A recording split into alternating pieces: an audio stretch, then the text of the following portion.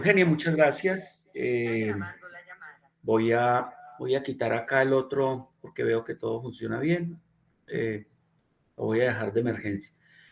Bueno, muy bien, voy a compartir pantalla. Gracias por la invitación, gracias por la asistencia a este espacio que consideramos fundamental, pienso en esta construcción de universidad de alta calidad que todos estamos apoyando. El tema grande, didáctica y evaluación potenciadas con IA, eh, aparece un gran objetivo que ya fue compartido con ustedes, que es diseñar estrategias didácticas fundamentalmente utilizando IAs generativas como herramienta.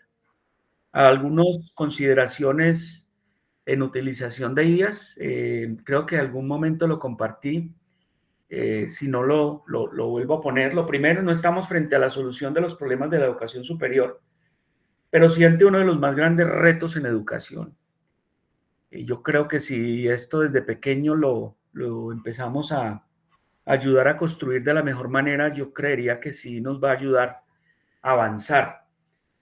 Lo segundo, recomendación, la repito todo el tiempo a los estudiantes, no utilizar Google como un buscador, sobre todo en la parte nuestra, no utilizar chatbots o el LM para búsqueda directa de la información, para encontrar pues bibliografía, lo podemos usar en el proceso intermedio, sí, porque nos va a ayudar a construir de pronto preguntas o nos va a ayudar a construir eh, a utilizar buscadores, consultas booleanas y eso, pero no es la fuente primaria para hacer esto. Y algo que lo repito hasta la saciedad con mis estudiantes, y es que las ideas siempre deberán estar al lado del copiloto y nunca piloteando. Si nosotros consideramos que ellos, cuando dejemos que ellos sean pilotos, yo pienso que ahí es donde van a empezar a reemplazar nuestra labor. Y como dicen, ahí sí estaremos condenados.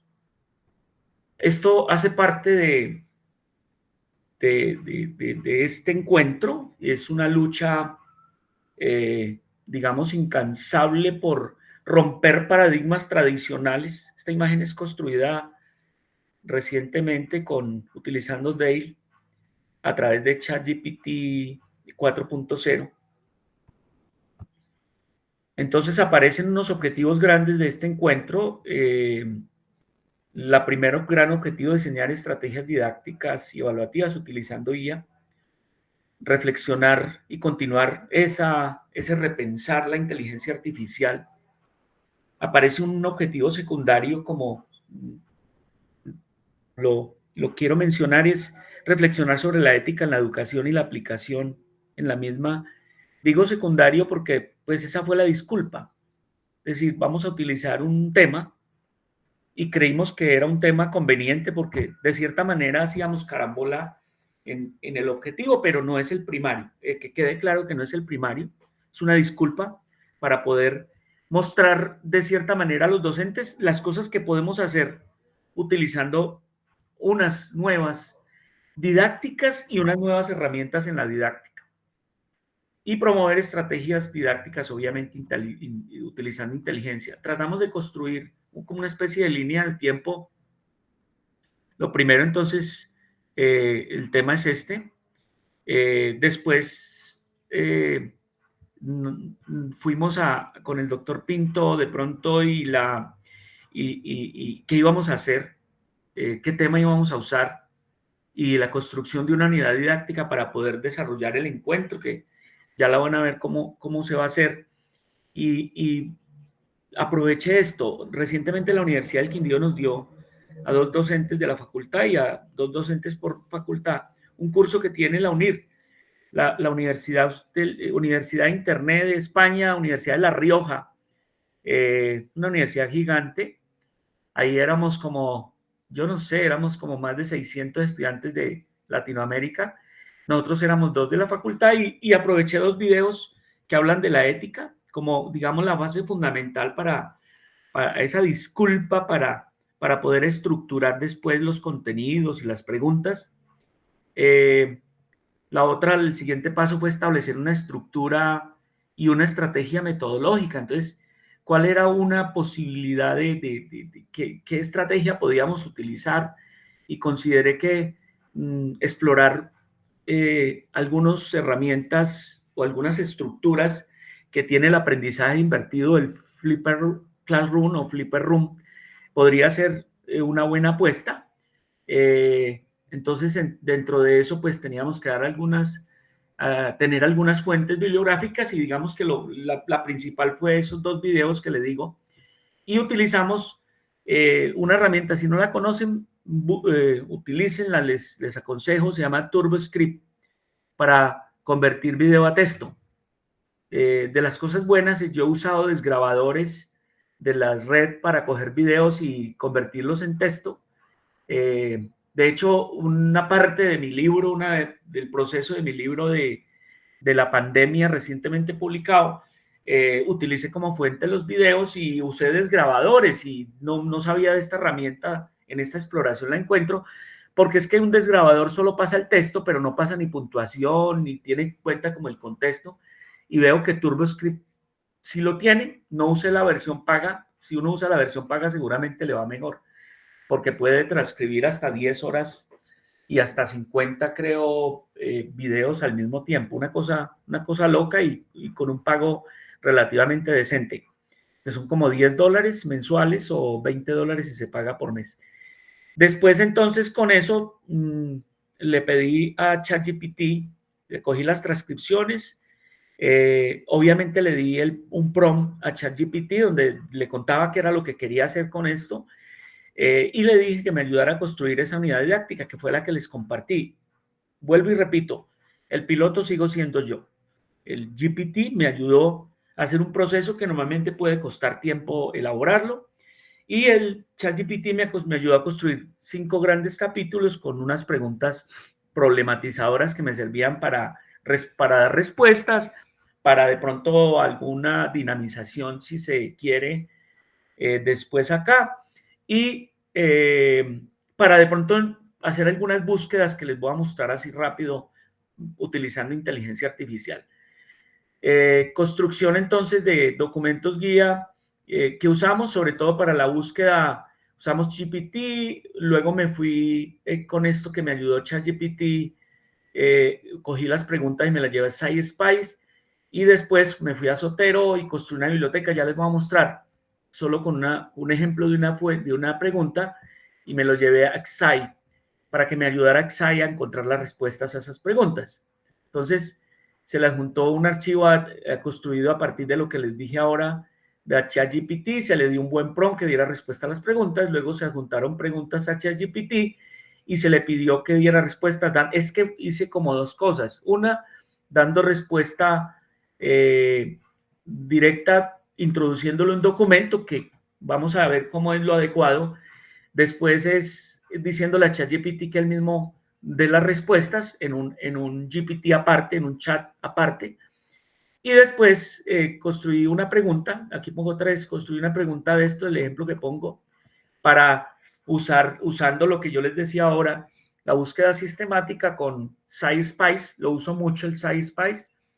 Me fui y creé unas carpetas en Zotero y unas colecciones para después llevármelo, importarla a Xai para construir. Por último, entonces, se construyó una presentación que es la que les voy a mostrar ahora, usando básicamente, bueno, la primera parte que son 3, 4 diapositivas, uso Gamma, solo para lo que tiene que ver con aprendizaje significativo, pero para el resto de las preguntas, de los capítulos y preguntas, usé Canva, en lo que es el Canva Doc Rediseño Mágico. Entonces se estructuró un texto con GPT, se llevó a Canva Doc, luego con Rediseño Mágico se crearon una presentación, se descargó, y después construimos un cuestionario que ojalá tengamos tiempo, como 5 minutos al final. Es un ejemplo, son 5 preguntitas para que ustedes las respondan. Yo creo que después de que intervenga el doctor Pinto, podríamos al final dar un espacecito por ahí de 5 o 7 minuticos. Yo les doy el link y vamos a responder este cuestionario. Muy bien, ¿qué usamos entonces? Consolidando, usamos ChatGPT. Yo estoy usando la versión paga, estoy pagando, primera vez que pago, estoy pagando un mes, pero yo creo que lo voy a seguir pagando. Lo estoy explorando en la versión 4.0. Usamos entonces el TurboScribe también, ya les conté. Usamos SciSpice para búsqueda, para responder las preguntas y ayudar un poco a hacer la búsqueda sistemática de la información. Usé Gamma solo para construir la presentación de aprendizaje invertido. Usé Xai para darle respuesta a la pregunta que yo les decía y el Canva para la presentación final, que incluso esto también lo hice con Canva, pero la presentación general la hice con Canva. Unos conceptos grandes, no hay tiempo de más,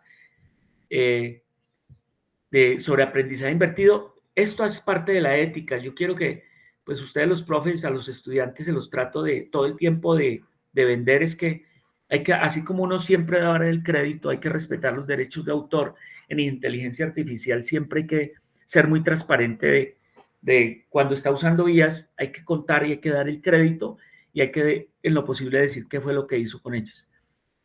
Entonces, esto es una estrategia didáctica, que quede claro, una estrategia, llámese estrategia didáctica metodológica, una metodología didáctica, si la quieren llamar así, que básicamente invierte el proceso tradicional de enseñanza-aprendizaje, donde lo que pretendíamos era cuando les mandamos a ustedes la guía didáctica, les mandamos el documento y les mandamos el link de los videos para que ojalá la gente llegara entre comillas, lo mejor preparada. Esto es simplemente ejemplo, no. La gran pretensión tampoco era esa, pero bueno, la apuesta del Flipper Run es esa. Hay un contenido previo, ya lo hicimos, lo que les estoy contando.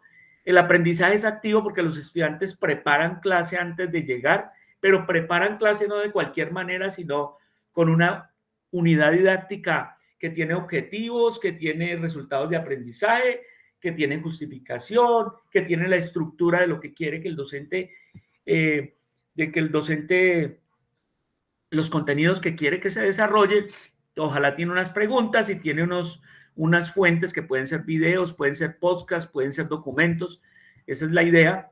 El rol del docente es un guía, un facilitador, un orientador, el que hace el feedback acá. Esa es la idea. Aquí lo tratamos después de hacerlo y lo que a continuación sigue con el doctor Pinto es eso. Tecnología como herramienta es fundamental. De hecho, estamos hablando que estamos usando una plataforma.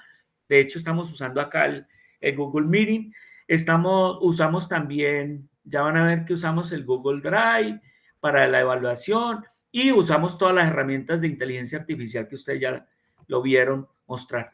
Entonces, ¿cómo es el aprendizaje invertido? La estructura se planifica, lo hicimos, se crean unos materiales, lo hicimos, se hace la implementación y en estos espacios pues estamos llevando a cabo estas dos cosas.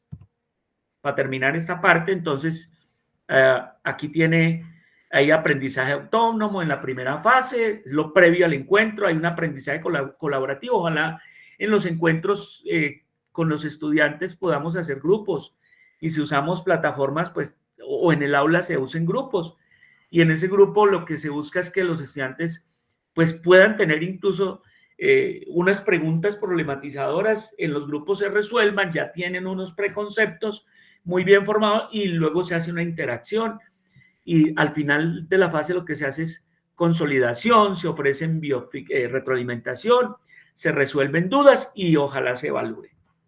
Muy bien, ¿qué hice yo? Yo no me traje todo el documento para acá. Yo traje 2 preguntas por cada uno de los capítulos, simplemente entre comillas, como una disculpa. Aquí le doy el crédito a Canva. Usé el ítem de Canva que se llama Doc a diapositivas y ahora pues es muy fácil con rediseño mágico, después de ponerle el documento, decirle que lo convierta en una presentación y él le da unos formatos de opciones. Si alguien no lo sabe hacer, y quiere que se lo mostremos, con gusto, no es sino que me hable y yo le muestro rápidamente cómo es que se hace todo este proceso, además que es parte de nuestra misión en la universidad. Entonces les dije que tomamos unos videos de la UNIR. El autor del video está acá, ese también es un crédito que hay que dar. Y aquí están los links de los videos que yo los subí por allá a la plataforma de Mega, que es una nube de almacenamiento y es gratuito. Yo lo estoy usando gratuito. Tengo 50 gigas ahí y ahí tengo todas las cosas grandes que uso. Muy bien, entonces ya les decía yo que básicamente usé ChatGPT con los documentos transcritos y le hice unas preguntas y traté pues de que él me contestara, pero de acuerdo a los documentos, con un prompt que consideré pues lo más aproximado. La primera pregunta, ustedes lo vieron en el primer capítulo, es principios fundamentales de la ética en la inteligencia artificial. Y había una pregunta, aquí contesto dos grandes. ¿Cuáles son los principios éticos fundamentales que deben guiar el desarrollo e implementación de la IA en educación superior? Y aquí aparecen los grandes principios que son justicia, equidad, responsabilidad y el respeto a los derechos humanos. Entonces, esos son principios grandes, pero van a ver cómo pueden aparecer otros. Entonces, la idea es que en el contexto de la educación superior, los principios aseguren que las decisiones automatizadas no discriminen ni excluyan a ningún grupo. Ninguno de los autores, acuérdese de la universidad, pues somos profesores, estudiantes, administrativos, instituciones, y ojalá todos ellos sean tratados con equidad. La justicia refleja la necesidad de evitar sesgos en los algoritmos, mientras que la equidad asegura un acceso por igual a todos los actores del proceso. Y el respeto de los derechos implica la protección de dignidad y algo muy importante, la privacidad tanto de estudiantes como docentes y personal. Me traje la pregunta 5, dice, ¿cómo se deben balancear los beneficios tecnológicos con las responsabilidades éticas? Y aquí está la respuesta producto del documento. Entonces, el balance entre los beneficios tecnológicos y responsabilidades se hace básicamente a través de evaluar continuamente el impacto de la IA. Eso lo tendríamos que hacer y lo tendríamos que, de alguna manera, sistematizar. Y esos avances, la idea es que se implementen de una forma que maximicen los beneficios para el estudiante y el personal, sin comprometer esos principios éticos como equidad y privacidad. Las instituciones deben desarrollar políticas claras que definan cómo deben usarse las tecnologías, y eso también parte de este tema es capacitar profesores, y ojalá tuviéramos expertos en ética para que se garanticen que todo lo usamos de una manera muy responsable. Yo creo que estamos apenas en los albores, en los comienzos de este proceso. Transparencia y responsabilidad, segundo capítulo. Entonces, pregunta 1, ¿por qué es crucial garantizar la transparencia en el desarrollo y uso de la educación superior? Aquí está la respuesta que trae a partir de algunos componentes del video. Básicamente permite a los actores comprender cómo se toman decisiones automatizadas, y esa es fundamental para ello, crear algoritmos que sean transparentes y que permitan una trazabilidad y comprensión de los criterios utilizados. ¿Cómo se fomenta así la confianza de la tecnología y también identificar y corregir posibles sesgos o errores en el sistema? La pregunta 2 de este capítulo, ¿cómo se puede evitar el sesgo en los algoritmos de las IAs utilizados en educación superior? Entonces, básicamente, combinando enfoques técnicos y organizacionales. Técnicamente, utilizar datos diversos y representativos para entrenar los algoritmos, así como realizar pruebas regulares para identificar y corregir esos sesgos. Hay que tener en la institución, ojalá, una cultura de inclusión y diversidad que se refleje en el diseño y la implementación. Además que ojalá, como lo decía también antes, no solo contar con asesores externos y eso, sino dentro de la institución, equipos multidisciplinarios que permanentemente estén revisando los sistemas y estén evitando todo esto que estamos hablando. Tercer punto es privacidad y seguridad de los datos.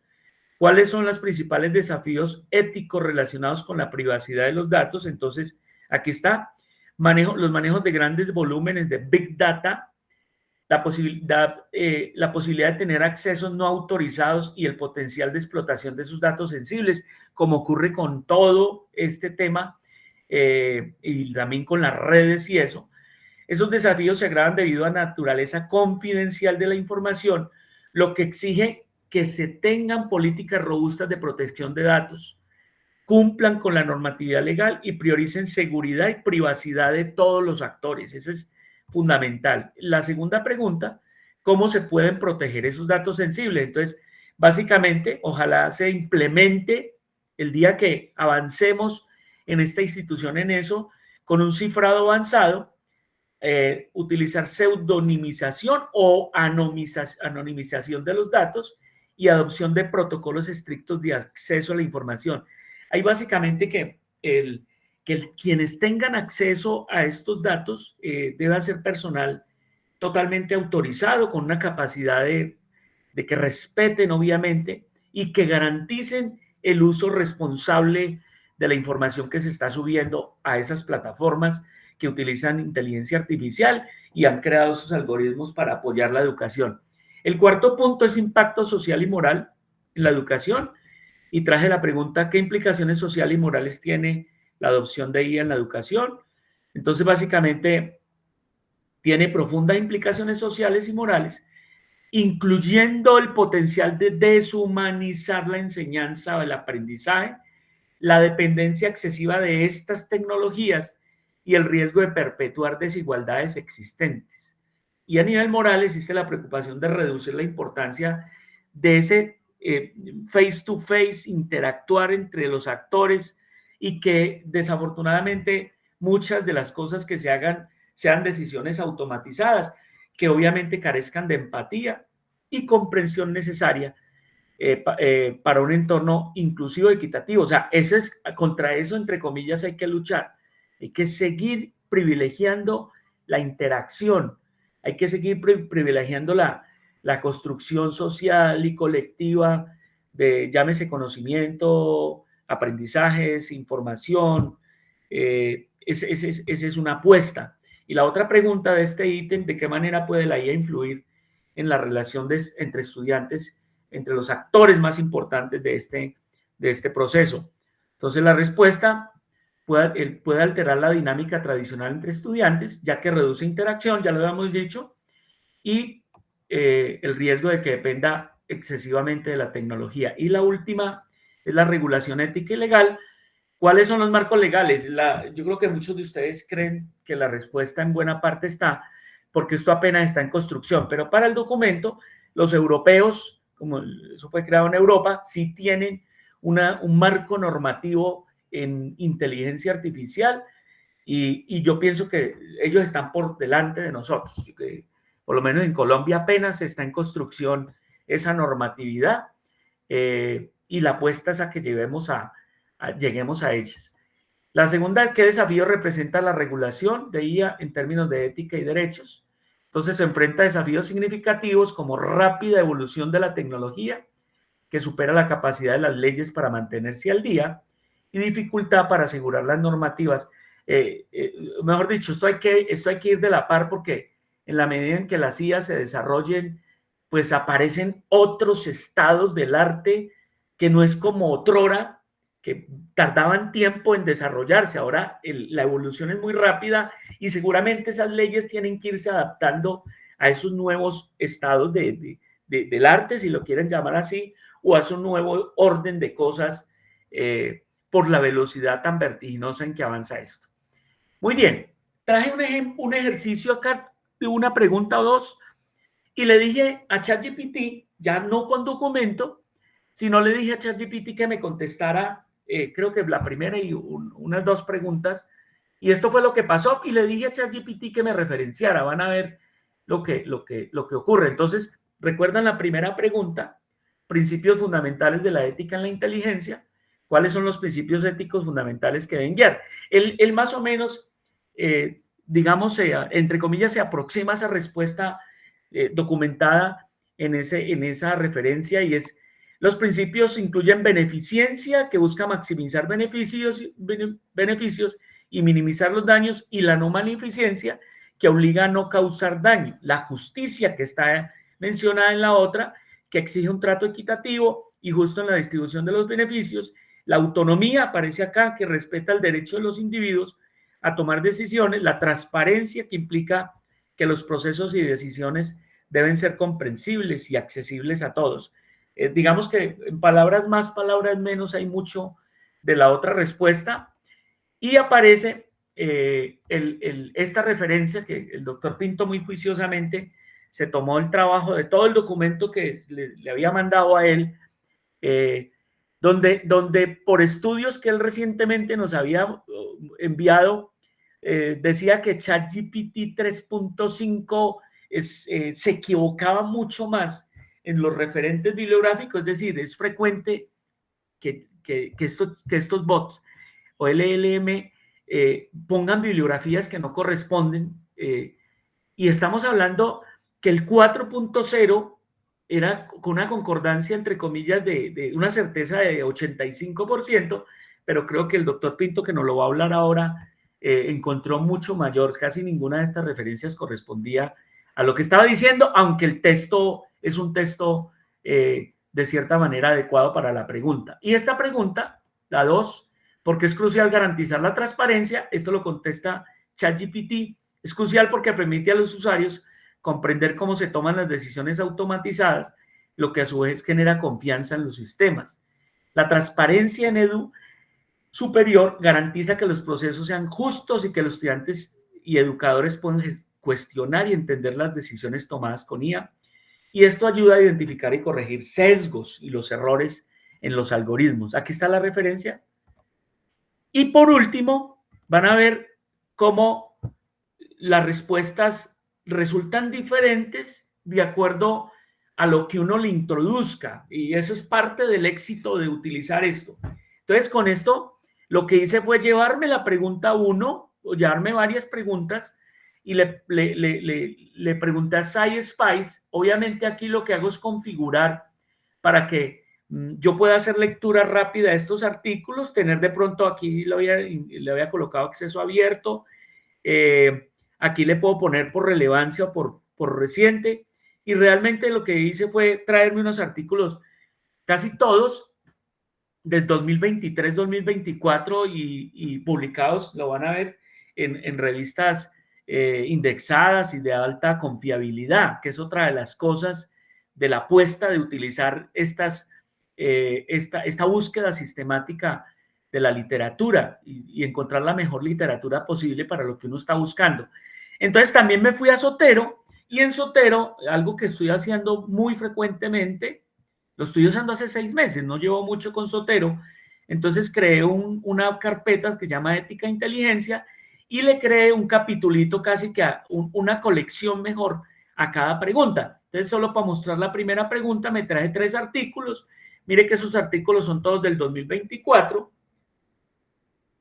Creé un panel especializado, un dashboard, custom dashboard especializado en Scient, y en Scient después utilicé, van a ver, el asistente, y el asistente lo configuré para que me diera siempre referencias, para que usara una estructura con citación, para que me lo hiciera. Aquí le puse con normas APA. Bueno, entonces es una de los beneficios que tiene Scient. Y después con el asistente me traje la pregunta. Entonces, en vez de preguntarle a una IA y ver qué me responde ella, pues lo que hacemos es introducirle esa bibliografía que me trae allá y hacerle una configuración de manera que me dé una respuesta lo más estructurada posible, y mire la respuesta. Entonces, la pregunta fue la misma, aparece una respuesta mucho más estructurada, mire, aparece una respuesta con introducción, objetivo, importancia, aparecen los principios éticos fundamentales, y ahí está el respeto por los derechos humanos que vimos en el documento de referencia, aparecen unos ejemplos de cada una de las afirmaciones, de los principios, transparencia, explicabilidad, el ejemplo, justicia y equidad, y el ejemplo, y aquí responsabilidad, rendición de cuentas, inclusión y accesibilidad. Aquí aparecen las referencias bibliográficas con fuentes del 2024, hay una sola del 2021. Y eso se lo traje solo como para mostrarle cómo las inteligencias artificiales, de la manera que uno le use, pues le van a contestar de una u otra manera o le van a aportar. Este es el link que ahorita se los pongo, si alcanzamos, ojalá al final, para que contesten 5 preguntitas. También les quiero contar cómo se construye, aquí lo hice con Google formularios de Google Drive, formularios, y ahí usé examen, pero si tuviéramos el Moodle, sencillamente lo que yo hago es utilizar un documento de referencia, hacerle un buen prompt a ChatGPT y pedirle a ChatGPT que me haga un cuestionario con 5 preguntas, 4 opciones de respuesta, selección múltiple, bueno, todas las características que yo sé que después el doctor Pinto nos va a compartir sobre cómo se debe hacer una buena evaluación tratando de usar, aunque aquí hay muchas, vamos a ver que hay muchas falencias con ChatGPT. Aquí construí el cuestionario con ChatGPT y me lo llevé, lo importé a Google Form y a Examen. Voy a dejar esto para después. Y ahora los invito, creo que dije que me iba a tomar 30 minutos, me tomé 36 minutos. Ahora sí nos tomamos un tinto con el doctor Pinto, ¿cierto? Buenos días. Ya voy a dejar de compartir, mi querido doctor. Buenos días a todos. Muchas gracias por estar aquí. Muchas gracias, doctor Duque, por la introducción. Ahí me escuchan un poquito. Se oye bien, doctor. Si quiere, prenda cámaras que lo queremos ver. Estoy en este momento resfriado, entonces no estoy como en Ah, muchas condiciones. No sé vale, si, no, si se vale. siente un poquito congestionado. Muchas gracias. Bueno, muchas gracias por la introducción. Efectivamente, yo lo que voy a hacer es, pues, en cierta forma, como ratificar algunas de las cosas del doctor Duque y compartirles algunos ejemplos prácticos. Entonces, acá les voy a compartir mi pantalla. Me avisan en cuanto la estén viendo, por favor.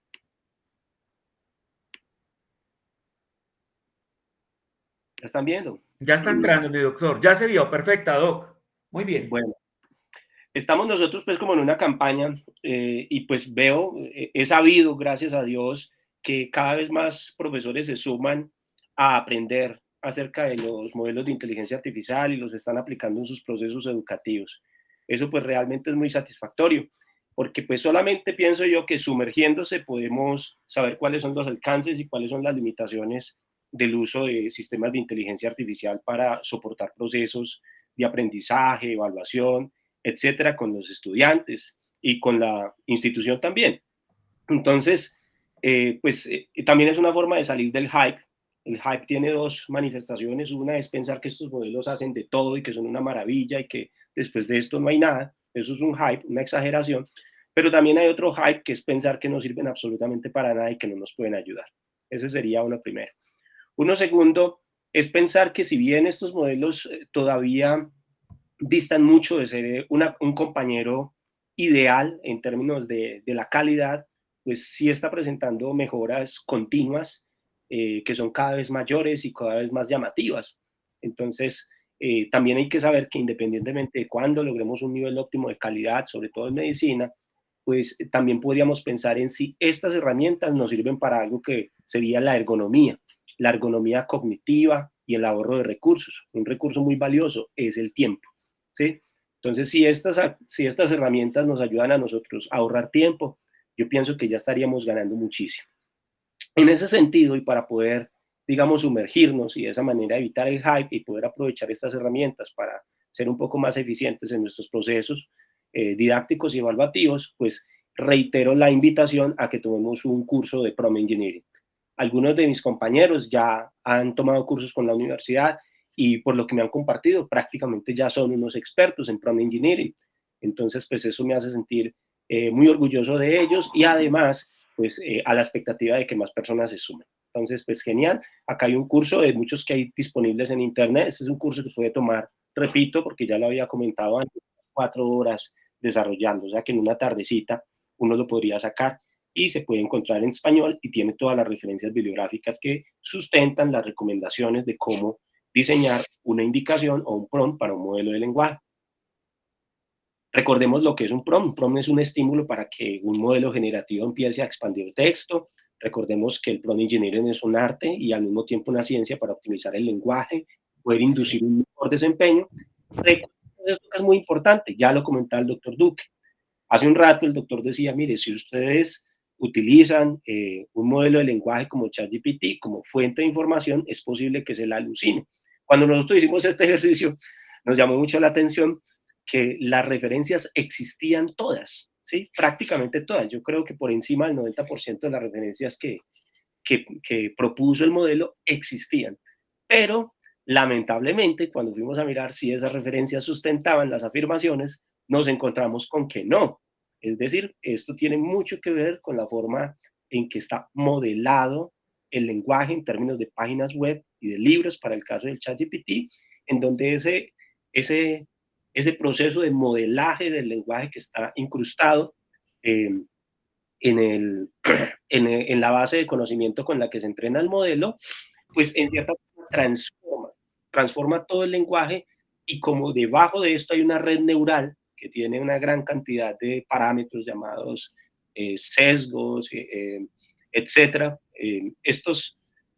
hacerles el rastreo y poder saber o deconstruir cómo entre estas neuronas están pasando información y haciendo recálculos, es un proceso que hasta el momento se está tornando una especie de santo grial. ¿Y qué es lo que hace que estos modelos sean en cierta medida opacos? El hecho de que sean opacos no quiere decir de que no sirvan o de que no sean confiables, sino que necesitamos recurrir a otras estrategias para poder evaluar el desempeño de estos modelos, sobre todo en medicina. Entonces, pues no sabríamos cómo llamarlo, ¿no? No es propiamente una alucinación, en tanto que pues, la referencia existe, pero en cierta forma sí es como un aspecto muy creativo del modelo de decir, ok, no encuentro cómo sustentarte lo que acabo de proporcionarte, entonces te voy a dar una referencia. Esto es bastante crítico, entonces la idea es nunca generar o expandir con un modelo de lenguaje para después buscar una referencia, sino en lugar de eso utilizar la referencia como un contexto para algún ejercicio de educación o de investigación que se quiera. Ese sería uno primero. Y también, de pronto, en el caso, digamos, de nosotros querer utilizar modelos de lenguaje con contexto, pues tratar de subirlo. Las versiones gratuitas están permitiendo una ventana, unos pocos tokens, con los que uno puede subir un artículo que tenga por ahí entre 6 y 8 páginas y chatear con él, aunque hay otras herramientas que lo pueden hacer. La verdad es que estas herramientas se quedan muy en lo superficial. Entonces, si pudiéramos con ChatGPT, pues genial, o con Claude 3.5, también genial. Y pues la recomendación del doctor es muy buena. Si hay posibilidad de la versión paga, pues tanto mejor. Muy bien. Recordar que cualquier cosa que nosotros queramos hacer con los estudiantes la podemos mapear dentro de lo que es el proceso cognitivo y el tipo de conocimiento. Y repito, los modelos, pues, digamos que hacen bien esto, ¿no? Ayudan al estudiante a recordar, a entender, a aplicar, y aquí empiezan las dudas, a analizar, ¿sí? Y en el caso de las dimensiones del conocimiento, pues, son un repositorio de hechos, conceptos y en cierta forma procedimientos que es bastante útil. ¿Qué significa?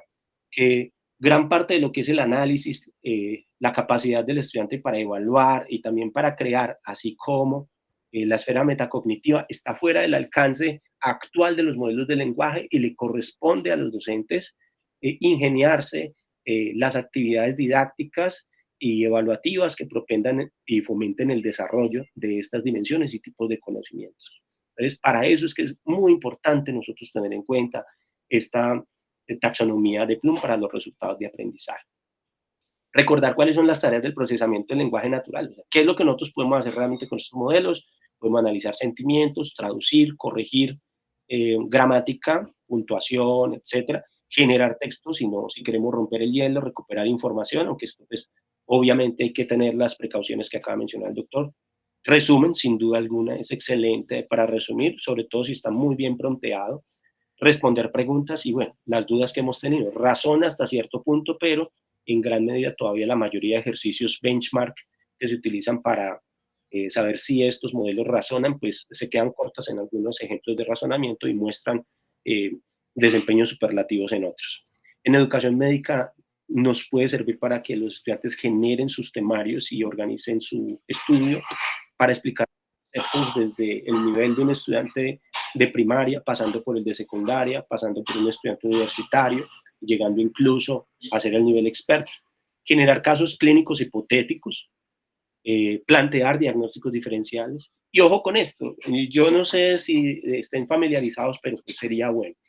El conocimiento, por lo menos desde la, digamos, a partir de un cierto paradigma educativo, el conocimiento se podría clasificar como en dos tipos de conocimiento. El conocimiento establecido, que corresponde a hechos, modelos y teorías que están muy refinadas, que han resistido las intenciones de falseabilidad en el tiempo, es decir, que están consolidadas y que pues por ahora no hay asomo de, de, de refutación y que consideramos un conocimiento muy estable. Obviamente ningún conocimiento es absolutamente estable, pero hay algunos que parecen ser más resistentes a la falseabilidad. Entonces, este conocimiento es el conocimiento establecido y es un conocimiento que lleva muchos años y del cual modelos de lenguaje pues lo tienen bien, digamos, y en ese sentido son muy útiles.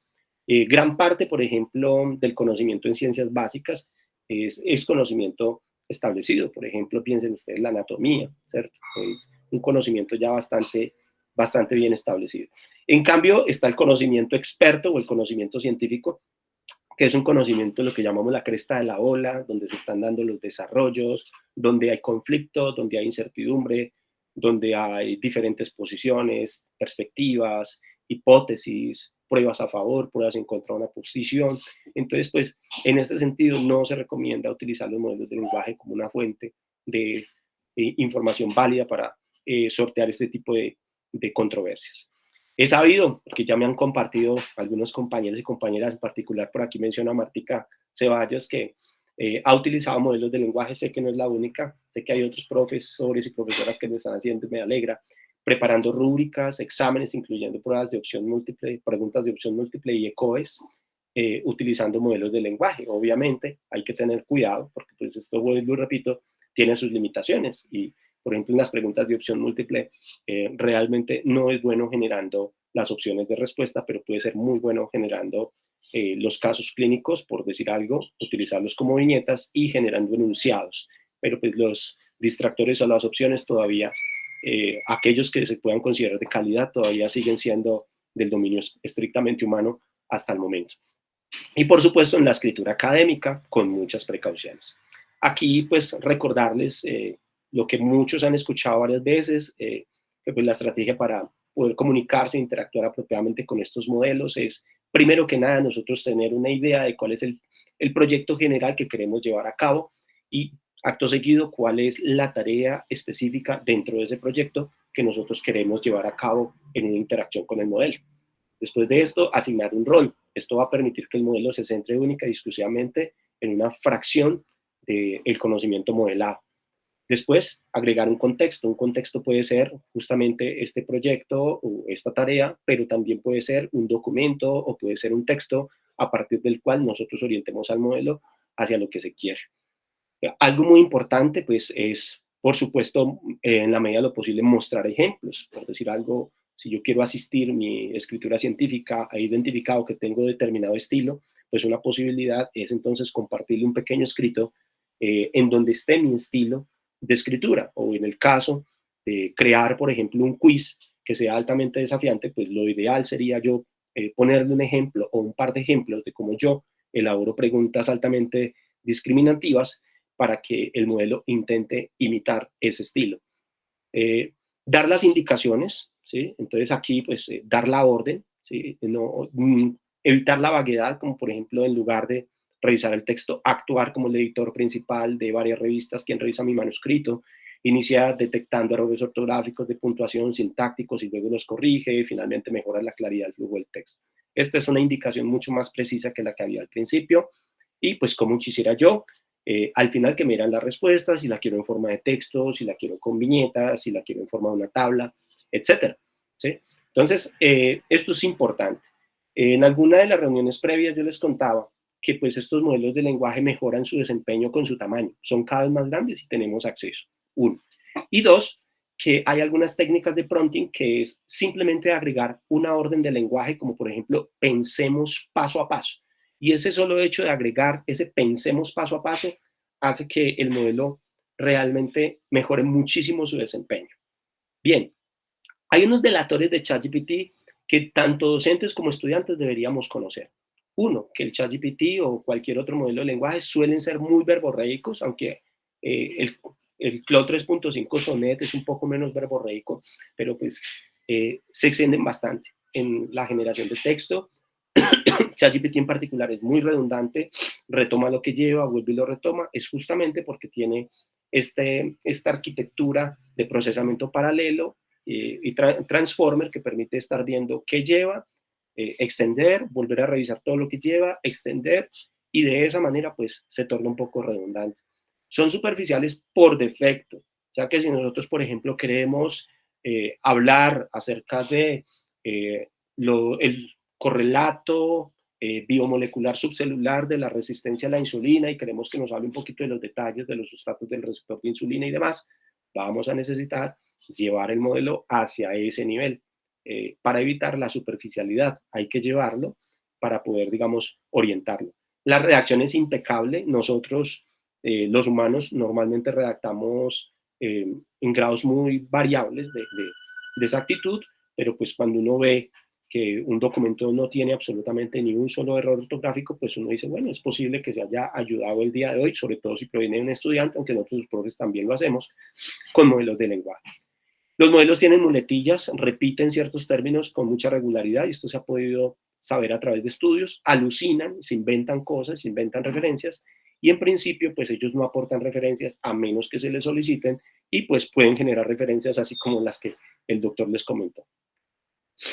Hay algunas recomendaciones, siempre pensar en términos de proyecto. Yo qué quiero hacer, primero esto, segundo esto, tercero esto, y no plantearle al modelo todos los pasos que yo quiero llevar a cabo, sino ir soltando un paso a paso.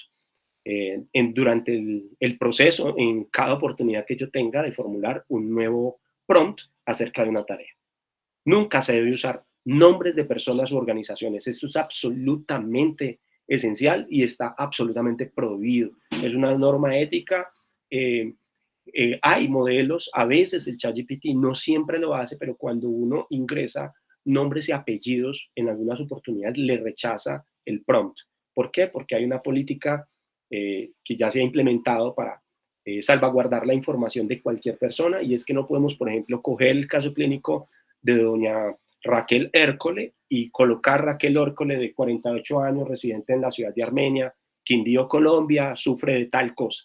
Eso no se puede jamás hacer y hay que instar tanto a los colegas como a los estudiantes e investigadores de que jamás se utilicen nombres de personas y mucho menos de organizaciones en los prompts. Tomar un curso, prefiera hacer las cosas paso a paso, ir de menos a más. Y ojo con esto, que ya lo hemos dicho antes, hay que enseñar a los estudiantes porque ellos ya lo están haciendo. Lo que pasa es que uno nota que lo están haciendo mal. Entonces, tarde que temprano lo harán bien o mal, responsablemente o no. Nuestro deber es ayudarlos y orientarlos a que lo hagan bien. Hay que evitar la frustración. Es difícil, pero hay que tratar de acostumbrarse un poco al error. El error en este caso es bueno, lo lleva a uno a reconsiderar qué fue lo que pasó, porque el modelo no me entendió. Tratar de ponerse entre comillas en la cabeza del modelo y decir, es que seguramente me entendió esto. Reformular nuestras indicaciones y volver a intentarlo una y otra vez. Es cierto que a veces después de mucho iterar uno dice, no, definitivamente no fui capaz, tiene que cambiar de modelo o tiene que cambiar el proyecto o sencillamente hacerlo por su propia cuenta. Pero pues la idea es no rendirse tan fácilmente. Así como hace el doctor Duque, combinar e integrar flujos de trabajo. El doctor Duque, por ejemplo, no utiliza una sola herramienta, sino que él utiliza muchas herramientas. Entonces, en la medida en que nosotros cacharriemos y utilicemos herramientas para cambiar video a audio, audio a texto, texto convertirlo en material didáctico, pues todo este tipo de cosas no se pueden hacer única y exclusivamente con una herramienta, sino que se van a necesitar más herramientas. Si uno ha hecho un cursito de prompt engineering, pues no se arrepiente de utilizar modelos de alto desempeño. Además de que pues no solamente han probado ser útiles para el procesamiento del lenguaje, sino también para el procesamiento de datos. Entonces, pues eventualmente, y de eso hablaremos luego cuando nos acompañe el ingeniero Toro, Dios mediante otras personas de Machine Learning y Big Data, la importancia de los datos y qué podemos hacer con estos modelos para explotar esos datos y tener una imagen un poco más exacta de lo que pasa con nosotros y con los estudiantes en la institución. Privilegiar la generación de estructura, no tanto la generación de contenido, ¿no? Sabemos que es poco confiable, a menos que se trate de conocimiento escolarizado, conocimiento muy estable. En principio deberíamos utilizarlo con otros fines, como por ejemplo generar una estructura, un esquema acerca de lo que queremos hacer. Privilegiar la edición de texto, pues no vale el día de hoy que estamos cometiendo todavía errores de sintaxis, ortográficos, de puntuación. Existiendo estas herramientas, pues por lo menos, si no hemos sido capaces de pulir este aspecto, pues podríamos por lo menos tratar de evitarlo utilizando estos modelos. Siempre personalizar las salidas del modelo. Los modelos de inteligencia artificial imitan, porque en su base de entrenamiento hay texto humano, y en este momento es muy difícil realmente, cada que se hacen estudios para mirar si se puede o no, distinguir entre texto humano y texto generado por máquinas, pues los resultados de los estudios no son concluyentes y en el presente no es posible distinguirlos. Por lo menos estoy hablando cuando se utiliza un buen escritor humano. Y bueno, utilizar los grandes modelos de lenguaje para diseñar estrategias de búsqueda es mucho mejor que utilizarlos directamente para buscar información científica. Y por supuesto, evitar la sobredependencia del modelo y saber que finalmente todas las salidas están en cierta medida aportando más a que nosotros seamos eficientes, pero finalmente la calidad y la originalidad corre por nuestra cuenta. Aquí hay un ejemplo de cómo se está utilizando cada vez más grandes modelos de lenguaje, en este caso ChatGPT, para ayudar en la escritura de artículos científicos. Entonces, como era de esperar, por ejemplo, en Archive, que es una base de datos de artículos que todavía no han sido revisados por pares, pues ciencias de la computación, desde inicios del 2023 hasta inicios del 2024, pues el ascenso era vertiginoso. Lo mismo pasaba en ingeniería eléctrica, estadística. Y bueno, hay otras que se han mantenido estables, pero en general la mayoría de las disciplinas producen hoy día, auxiliados de manera directa, parcial, de modelos de lenguaje para optimizar la redacción. Las muletillas, hay palabras que los modelos repiten con mucha frecuencia. Clave o fundamental, intrincado o complejo, mostrando o exhibiendo, ámbito o campo, o al final, en resumen, en conclusión, para cerrar. Todo ese tipo de expresiones que habitualmente no utilizamos los humanos, las utilizan con más frecuencia los modelos de lenguaje y pues permiten como en cierta forma delatar el uso y la falta de, en cierta forma es un reflejo de la falta de intervención humana en las salidas, lo cual como dijimos inicialmente no es un uso responsable ni apropiado. En cuanto a la redacción científica, hay algunas cosas que se recomiendan. Por ejemplo, si nosotros vamos a generar inicialmente ideas, una herramienta, un modelo de lenguaje es muy eficaz para una lluvia de ideas, para un esbozo de tema de investigación, y pues no hay ninguna consideración ética asociada con la generación inicial de ideas. Los investigadores pueden utilizar esto para la tarea, pero cuidado, siempre verificar la precisión y la confiabilidad de la información proporcionada. Pues habida cuenta de que pues, no vamos a citarlo porque sencillamente estamos en esta lluvia de ideas. Ya en la introducción de un artículo científico, pues puede ayudar a esbozar una introducción hipotética, por ejemplo, para un caso clínico que no va a necesitar referencias.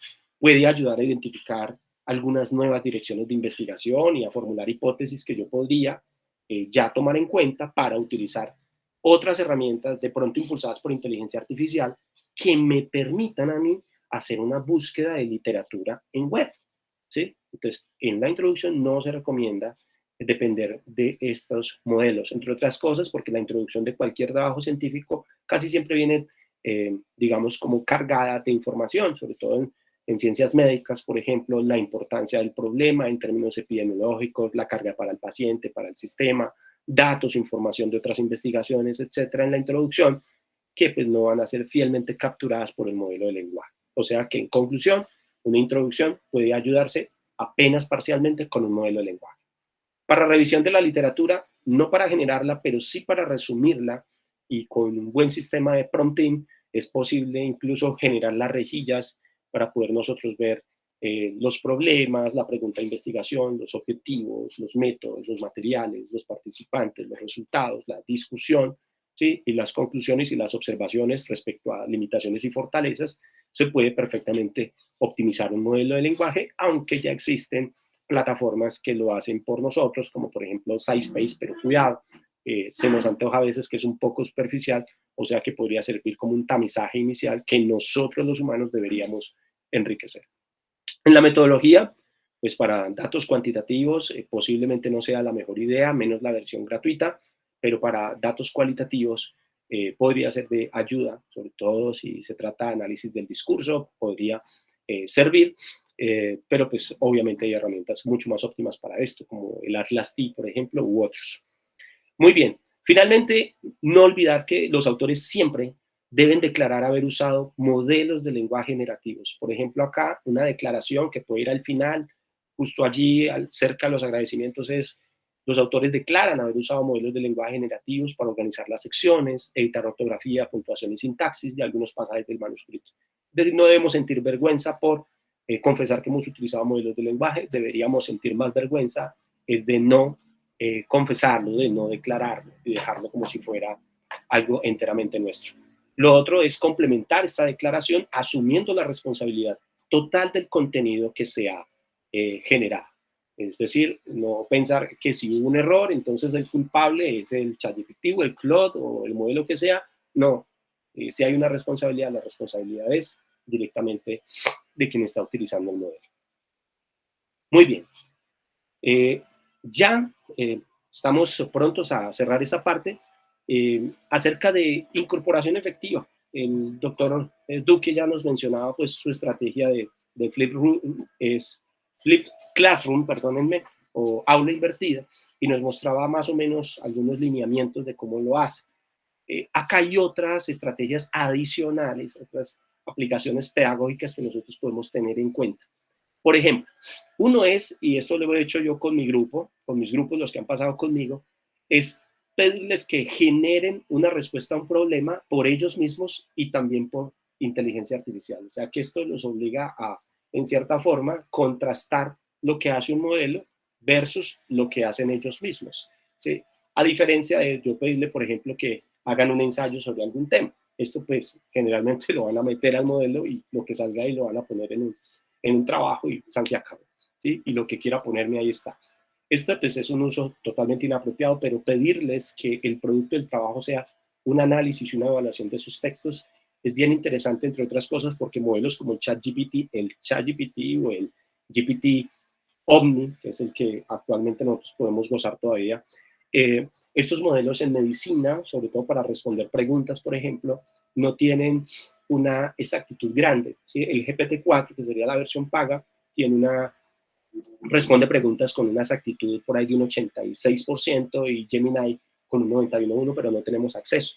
Entonces, lo ideal aquí es, obviamente, proponer ejercicios o actividades que estén un poco fuera del alcance de los modelos de inteligencia. Por ejemplo, más actividades que promuevan el análisis, más actividades que promuevan la evaluación, más actividades que promuevan la creatividad y más actividades que fomenten la metacognición. Entonces, si nosotros nos centramos en eso, podemos complementar y dejar a los modelos actividades de bajo nivel que también son muy importantes, pero que en cierta forma pueden quitar un tiempo valioso, tanto el estudiante como el docente, e invertirlo, digamos, en una actividad que es de bajo nivel cognitivo y que posiblemente todavía deja al estudiante muy distante de las competencias que se buscan con ellos. Pedir a los estudiantes comparar y evaluar las diferentes versiones generadas por diferentes herramientas también es una posibilidad. Oye, ¿cómo puedes tú? Un modelo que se equivoca bastante, que no es muy bueno en medicina, es Gemini, pero no MedGemini, sino el Gemini de Google normal, ¿sí? Entonces te genera bastantes errores. Sería muy interesante, por ejemplo, en este caso, proponer ejercicios para que el estudiante detecte el error. Pedir a los estudiantes revisar y editar información generada por inteligencia artificial de forma que se pueda humanizar su lectura, ¿sí? Evitando las muletillas, evitando la redundancia. Esto podría facilitar en el estudiante y promover su capacidad de síntesis. Pedir a los estudiantes debatir o discutir con inteligencia artificial. Esto es muy importante y muy bueno. Se puede promptear, es decir, se le puede pedir al lenguaje que discuta con uno y que presente argumentos en contra de la postura de uno, y que uno pueda plantear preguntas, que el modelo se apegue a una perspectiva y contraargumente a las respuestas. Ahorita les voy a mostrar cómo funcionaría un tutor en breve. Utilizarlo como recurso para que los estudiantes reciban retroalimentación sobre sus borradores. Esto ayuda bastante en términos de eficiencia, pero de nuevo hay que revisar y hay que humanizar la salida. Utilizar para brainstorming, ya lo habíamos dicho anteriormente con la actividad de investigación, utilizar herramientas para generar ejemplos adicionales, situaciones problemáticas. Por ejemplo, quiero que me plantees una situación problemática que me ayude a comprender el concepto de homeostasis y los mecanismos homeostáticos de retracción negativa en fisiología endocrina. Y es muy probable que la herramienta le haga un acompañamiento muy efectivo. Usarlo para resumir textos largos o difíciles. A veces, como profesores, se nos va la mano, le dejamos a los estudiantes un montón de texto que ni siquiera nosotros en el tiempo que ellos tienen hubiéramos podido leer. Esto significa una sobrecarga cognitiva que debemos resolver, pero pues mientras... Doctor Pinto, el doctor Juan Felipe Osorio quiere preguntar algo, creo. Claro, adelante, qué bueno, doctor. Me pueden interrumpir en el momento que quieran. No, sí, profe, es que para hacerle una consulta, lo que pasa es que no sé si usted está pasando diapositivas. Uy, ¿no están pasando? No. ¿Desde hace cuándo? Yo también. No, pues desde hace mucho rato. Porque pues estamos siguiendo, pues yo estoy siguiendo el discurso y pues como que se paralizó. Se paralizó la diapositiva. Claro, se quedó en una sola y yo pensé que sobre esa estaba hablando. Yo también, estamos con la primera diapositiva nomás. Es correcto, así es. La primera diapositiva, doctor Pinto. ¿Qué hacemos? Toda la clase. ¿Volvemos a empezar? Bueno, qué pena con ustedes. Ni idea de que no estaban pasando. No, yo sí tengo mis imágenes, claro. ¡Ah! Dios santo. Bueno, yo igual les voy a dejar esta presentación, ¿sí? Para que ustedes le echen un vistazo. Qué pena con ustedes. No tuve manera, pues yo me imaginé que se estaba viendo, pero he pasado bastantes diapositivas ya. Me disculpan, por favor. Tranquilo, ¿sí? Doc, tranquilo. Eso es una sugerencia para Meet, porque uno no ve cómo pasan las diapositivas cuando uno está presentando. Sí, no tiene una visión del moderador, ¿no? Sí, pasa con cierta frecuencia. ¿Aquí lo están viendo? Sí, sí. Ok, bueno, me disculpan, la verdad no me di cuenta. Perdónenme, por favor, no, ni idea. Pues yo no suelo... ¿Sabe qué pasa, doctor? Creo que cuando vaya a compartir pantalla, comparta la pantalla, no la ventana, sino compártala toda. Y creo que ahí ya no pasa. Sí, mira que eso le di, pero bueno, por favor me avisan. Voy a estar avisando cuando cambie de diapositiva. Dale, hágale tranquilo. Hágale.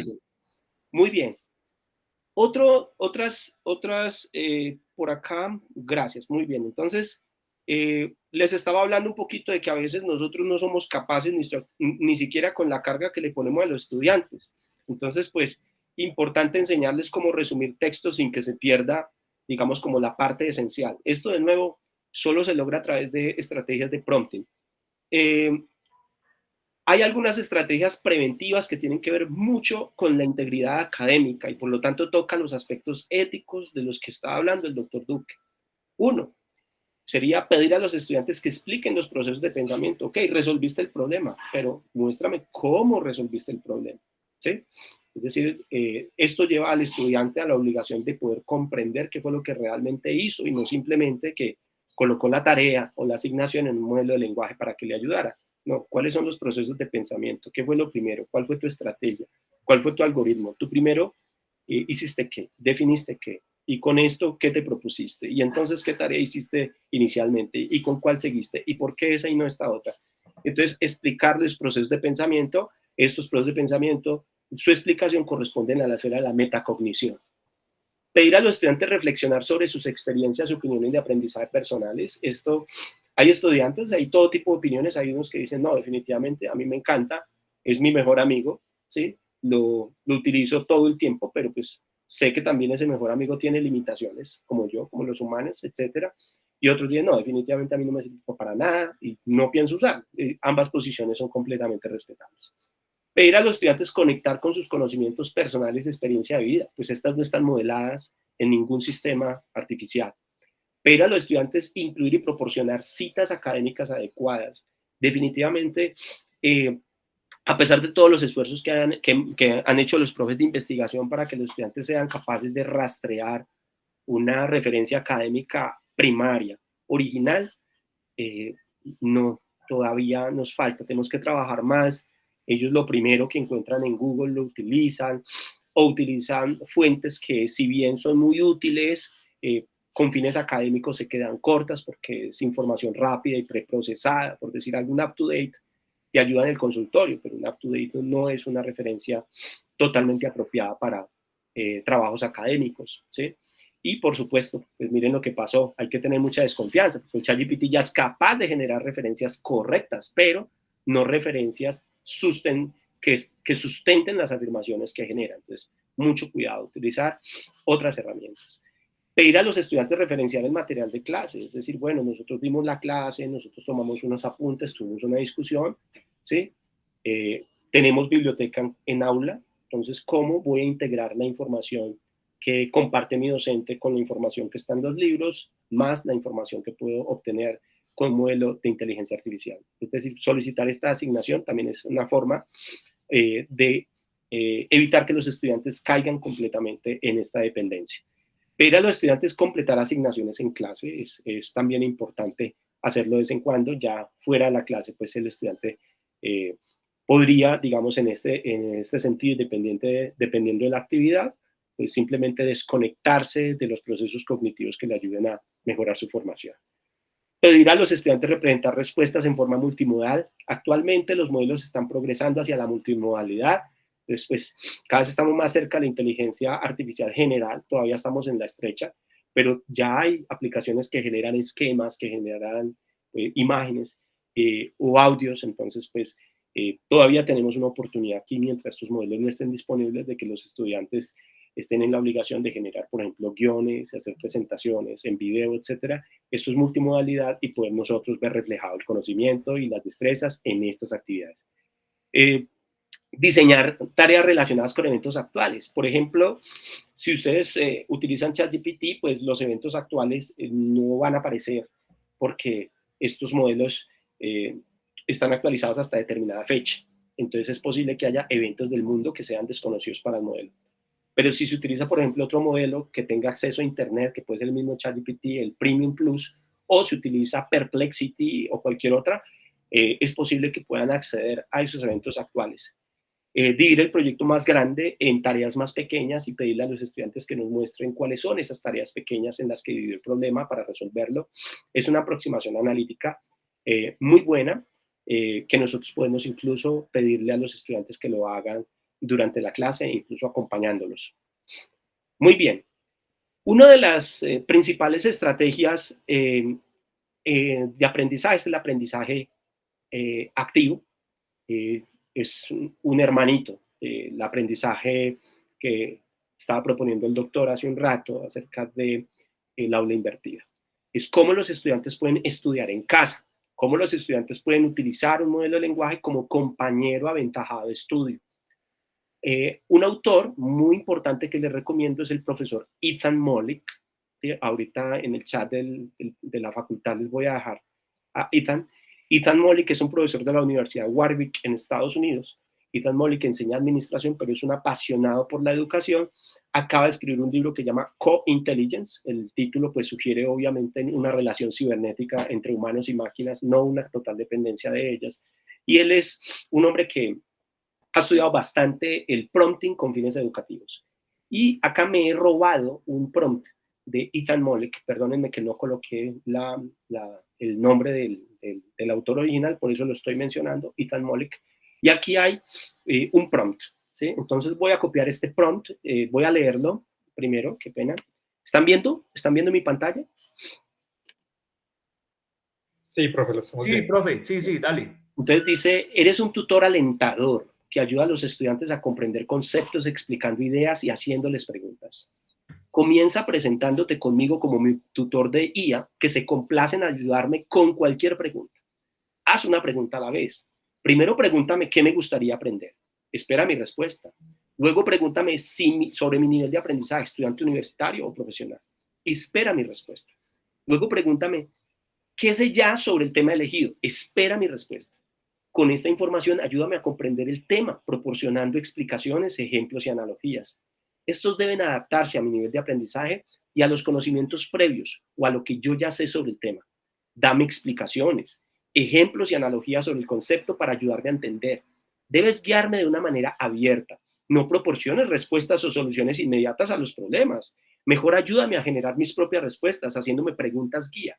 Pídeme que explique mi pensamiento. Si tengo dificultades o obtengo la respuesta incorrecta, intenta pedirme que realice una parte de la tarea o recuérdame el objetivo y dame una pista. Si mejora, elógiame y muéstrame emoción. Si tengo dificultades, sea alentador y dame algunas ideas en las cuales pensar. Cuando me presiones para obtener información, intenta terminar mis respuestas con una pregunta para seguir generando ideas. Una vez yo muestre un nivel apropiado de comprensión dado mi nivel de aprendizaje, pídeme que explique el concepto con mis propias palabras. Esta es la mejor manera de demostrar que sé algo, o pídeme ejemplos. Cuando yo demuestre que conozco el concepto, puedes cerrar la conversación y decirme que estás aquí para ayudarme si tengo más preguntas sobre el tema de esta tutoría.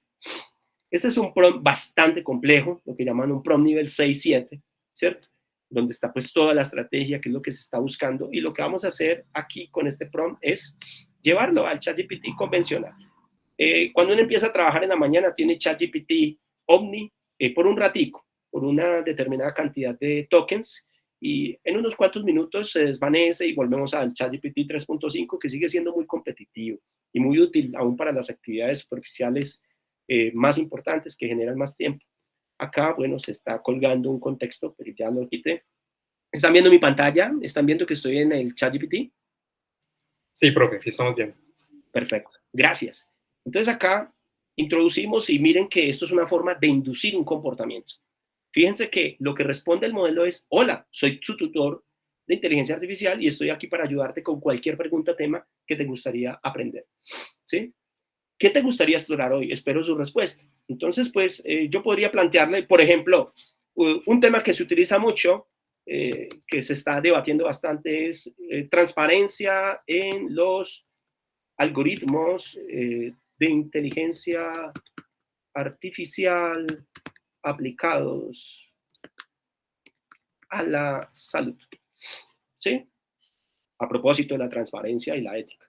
Genial elección, la transparencia en los algoritmos de inteligencia artificial aplicados a la salud es un tema muy importante y relevante. Antes de profundizar en este tema, me gustaría saber un poco más sobre ti para adaptar mejor mi ayuda. ¿Eres estudiante universitario o profesional? Le voy a decir que soy estudiante universitario, le voy a mentir. Perfecto, ahora sé que eres un estudiante universitario, me gustaría saber cuánto conoces ya sobre transparencia en los algoritmos en el ámbito de la salud. ¿Qué sabes sobre este tema? ¿Tienes alguna idea o concepto en mente? La verdad, no. No hay problema, empecemos desde lo básico. La transparencia en los algoritmos se refiere a la capacidad de entender cómo y por qué un algoritmo toma ciertas decisiones y realiza ciertas predicciones. Esto es especialmente importante en la salud porque puede afectar el diagnóstico, el tratamiento, el bienestar de los pacientes. Para empezar, pensemos en un ejemplo. Ahí está el ejemplo. Imagina que hay un sistema de IA que analiza imágenes de rayos X para detectar signos de neumonía. Si el sistema detecta neumonía en una imagen, se espera que pueda explicar por qué llegó a esa conclusión. En otras palabras, queremos saber cómo el algoritmo llegó a la decisión de escoger neumonía como diagnóstico. ¿Por qué crees que es importante poder entender las decisiones de un algoritmo de IA, especialmente en el ámbito de la salud? Voy a colocar cualquier cosa para proteger al paciente de un diagnóstico erróneo. Exactamente, entender las decisiones del algoritmo es crucial para proteger al paciente. Dice más cosas. Además, genera confianza, cumple con las regulaciones, facilita la mejora continua. Ahora reflexionemos un poco más. ¿Cómo crees que la transparencia en los algoritmos podría afectar la relación entre médicos y pacientes? Creo que puede tener implicaciones para la confianza. Exactamente. La transparencia puede tener un impacto significativo en la confianza. Aquí hay algunas formas en las que esto puede suceder. Cuando los médicos pueden explicar, pues aumenta la confianza, mejora la comunicación, reduce la incertidumbre. Ahora profundicemos un poco más. ¿Cómo crees que los algoritmos podrían ser diseñados o ajustados para mejorar su transparencia? Mi respuesta será: no lo sé. Ayúdame.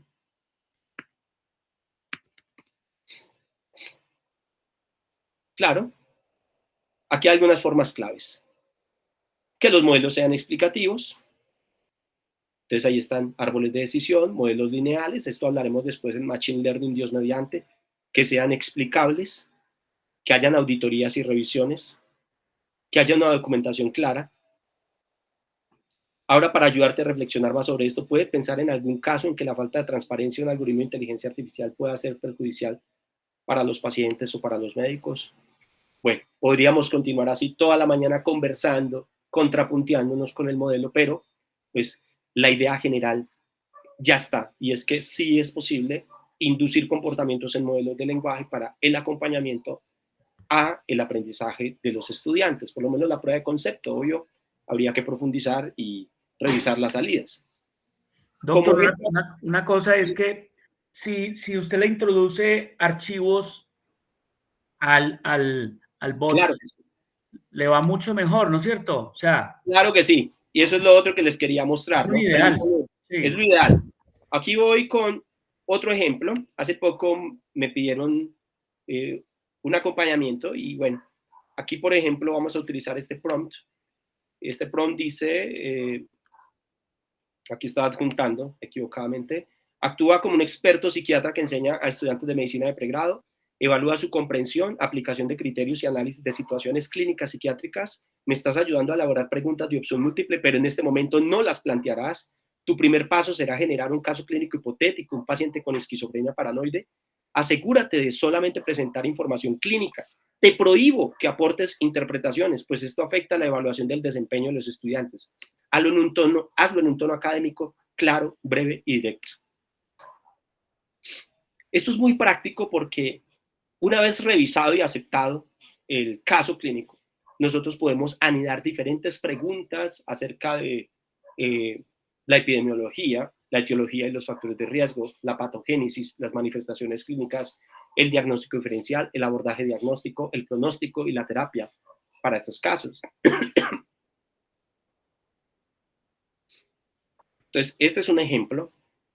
Por supuesto, debe ser, como pueden notar, es muy verborreico. Es posible que nosotros podamos sintetizar este caso sin estarlo separando pues con estas negrillas, ¿no? Entonces uno de hecho le puede pedir condensa la misma información evitando redundancias y negrillas. Hazlo de forma fluida,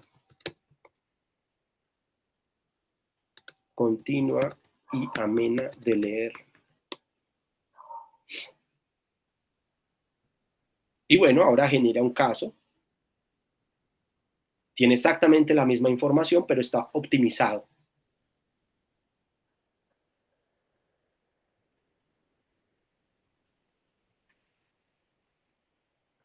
Obviamente, ahí todavía sigue siendo muy largo. Y aquí es donde los profesores deben utilizar sus mayores. Si, por ejemplo, este es un caso clínico, es muy probable que haya todavía redundancia en el texto. Entonces hay que optimizarlo aún más. Y con respecto a lo que comenta el doctor Duque, pues claro, sin duda alguna, nosotros podemos adjuntar archivos. Nosotros podemos adjuntarlo. Esto es es posible si no se nos han acabado los tokens, porque hay un obsequio de tokens por día. Entonces podemos subirlo y pedirle cosas como la siguiente. Entonces, voy a utilizar cualquier otro documento.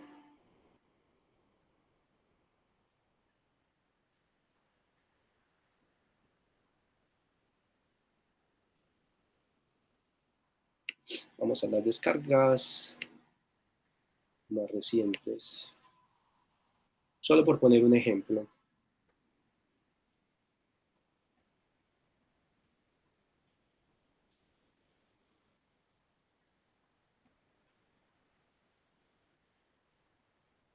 Vamos con recientes.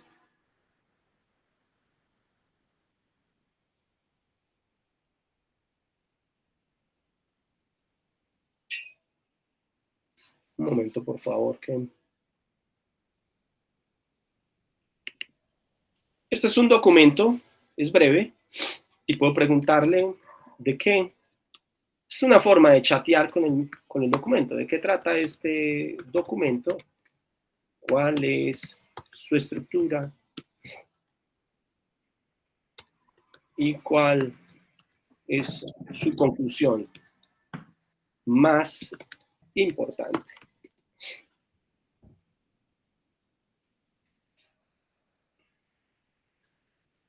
Nosotros con documentos más grandes, pues por ejemplo aquí dice que tiene una cierta estructura, tiene una introducción, tiene un desarrollo. Al parecer se cuenta una historia y hay una conclusión. Y dice que la calidad de un médico se mide mejor por su capacidad para mejorar la salud de sus pacientes, algo que no siempre es capturado por los sistemas actuales de métricas y certificaciones. Y del caso de Matthew, fue un médico que, más allá de las credenciales formales, tenía compasión y conocimiento específico para finalmente diagnosticar su condición correctamente, mejorando significativamente la calidad de vida. Nosotros podemos subir un documento, pedirle al modelo que nos diga cuáles son las partes de ese documento, que nos resuma todas y cada una de esas partes en orden. Puedo pedirle, empiece con la primera sección, ideas principales con viñetas, ideas secundarias con guiones, y de esa manera ir leyendo el documento paso a paso y finalmente pedirle una condensación. Una condensación de un documento, por lo menos eso dicen los estudios, podría llevarse a un 33% del tamaño. Es decir, que un documento de 15 páginas podría resumirse perfectamente en uno de 3, y que los modelos pues están como en la posibilidad de hacer eso. Entonces, en los ejemplos que les acabo de mostrar, en primer lugar, un prompt para pedirle al modelo que sea un tutor que acompañe a mis estudiantes en la comprensión de un concepto, una teoría, un modelo, etc. 2, uno, en donde le estoy pidiendo que me genere un caso clínico hipotético alrededor del cual nosotros podamos hacer una diversidad de actividades, incluso proponer preguntas de opción múltiple de todos los tipos. Y 3, cómo utilizar un documento adjuntado al modelo de lenguaje para que el modelo de lenguaje pueda ayudarme a chatear con él y a optimizar su tamaño para una lectura mucho más eficiente. Bueno, no sé, yo creo que pues por lo menos lo que tenía para compartirles hasta ahí llega, pero me gustaría saber si hay alguna inquietud respecto a lo que entre el doctor Duque y yo les hemos compartido la mañana de hoy, e incluso algo que nos interesa muchísimo y que lo hablábamos el doctor Duque y yo hace pocos días es cuáles han sido sus experiencias, qué nos quieren compartir, qué nos quisieran compartir en un futuro encuentro, ¿sí? ¿Qué nos pueden compartir en este momento? ¿Qué opinión tienen? ¿Qué recomendación tienen? ¿Qué observación? Estamos aquí atentos a estas preguntas y reflexiones. No sé si alguien quiere mencionar algo, hacer una observación. Creo que el tiempo igual se nos está acabando, pero bueno, les prometemos además con el doctor Pinto vamos a tener casi que un próximo encuentro en un aula donde tengamos tiempo de hacer de pronto más interacción y más práctica y eso. No sé si alguien quiera, antes de cerrar, por ahí les puse el link, son 5 preguntitas, las pueden contestar. Está anónimo, o sea que tranquilos que eso no va a quedar ni en correo ni nada registrado, pero es solo como para que vean el proceso completo de una clase de aprendizaje invertido. Doctor Pinto, muy interesante esto queda grabado, entonces se los voy a compartir de aquí a la tarde también. Muchas gracias. No sé si alguien quiere una observación, una anotación, un aporte, y cerramos a las 9 en punto. Si no, pueden contestar ahí la encuestica y nos queda el registro ahí. Bueno, creo que podemos cerrar entonces. Muchas gracias a todos. El doctor Telles, bien pueda. Doctor Telles. Gracias, Doc. No, un comentario o una observación, no sé ahí cómo se puede hacer, que por ejemplo en estos días estaban enviando de la biblioteca a un grupo como vocal de docentes que para seleccionar una herramienta entre Turnitin y Compilatio, creo que era.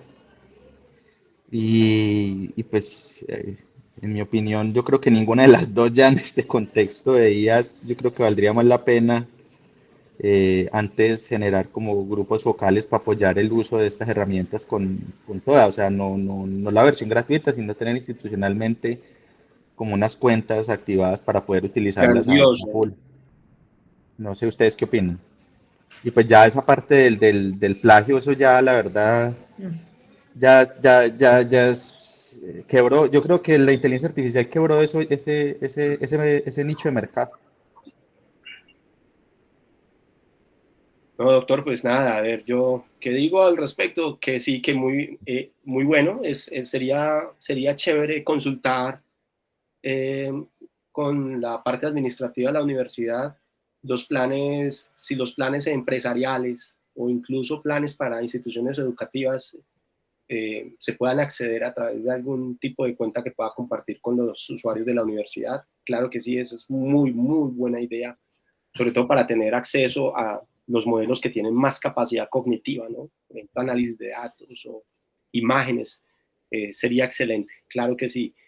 Y bueno, ¿no? Con respecto a lo del plagio, pues es complicado porque hace poco el New York Times le puso una demanda tremenda a OpenAI porque, claro, la gente que entraba al ChatGPT, pues en la base de entrenamiento tenían al New York Times, entonces, claro, sustraían de ahí un montón de información y eso le redujo tráfico al New York Times. Y pues de eso es de lo que vive, el tráfico por la página. Entonces le pusieron tremenda demanda al OpenAI y pues eso genera un montón de reflexiones a lo largo del mundo. Y es que es muy difícil, realmente es muy difícil plagiar bien con estos modelos. Siempre que se plagia mal, ¿sí? Porque se genera contenido, pero hay que pedirle al modelo que se invente una referencia del contenido y ahí es donde uno se da cuenta que no funciona la cosa.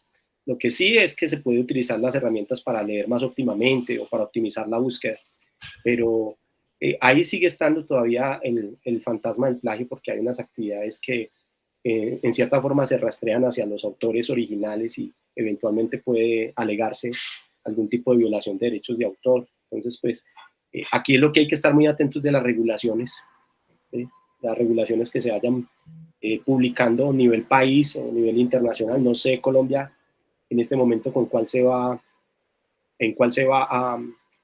a cubrir. Yo no conozco todavía ninguna. Hay algunas intenciones por ahí de la Universidad de los Andes, pero todavía no hay un documento normativo, digamos, expedido por el gobierno para esa parte. Esperemos a ver qué pasa con el pasar del tiempo.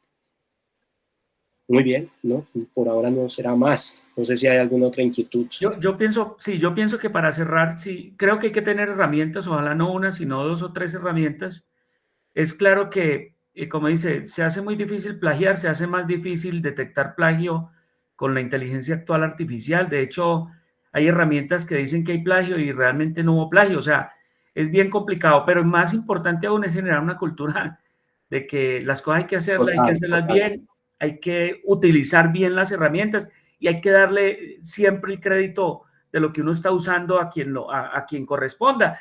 Y en esa misma medida, el estudiante hay que enseñarles a usar bien las cosas, no para que cometan trampas, sino para que hagan bien las cosas. Esa es la idea, pienso yo. Bueno, yo creo que podemos cerrar. Muchas gracias a todos y nos veremos como en 15, 20 días. Tenemos otro encuentro.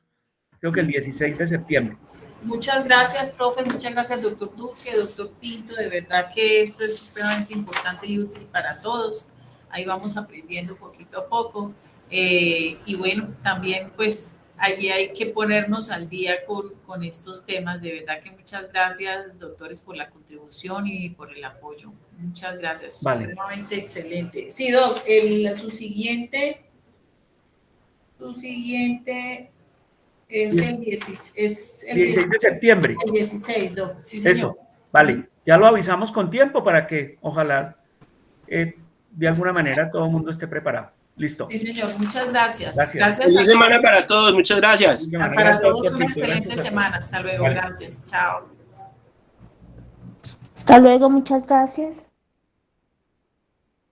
Hasta luego. Gracias. Feliz día a todos.